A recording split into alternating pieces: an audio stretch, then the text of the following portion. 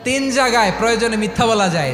এক নাম্বার, আপনার ওয়াইফকে খুশি করার জন্য, সে একটু এরকম না বলে একটু কৌশল করে বললে খুশি হবে, ওটা বলা যায়। দুই নাম্বার, জীবন মরণের ব্যাপার, যান বাঁচানোর জন্য একটু কৌশল করে ঘুরিয়ে বললেন, এটা জায়েজ। তিন নাম্বার, দুইজন ঝগড়া লাগছে তাদেরকে মিলিয়ে দেওয়ার জন্য কৌশল করে একটু মিথ্যা বলা, ঘুরিয়ে বলা যায়। দুইজনের মধ্যে দেখলেন যে সম্পর্ক খারাপ, একজনরে বললেন, ভাই সে তো ওই দিন আপনার ব্যাপারে অনেক প্রশংসা। কি আমার ব্যাপারে প্রশংসা? কি বললো? এই বললো আপনি নাকি এই করছেন ওই করছেন, অনেক প্রশংসা। লোকটার মন খুশি হয়ে যাবে তার ব্যাপারে, ঠিক কিনা?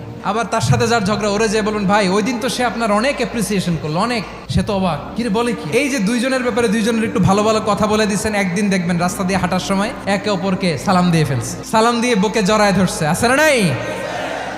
আবার মিলমিশ হয়ে গেছে। কিন্তু আমাদের স্বভাব হইলো, দুই প্রতিবেশী যদি একসাথে বসে একসাথে হাঁটে, দূর থেকে দেখলে আমাদের জলে, আছে না নাই?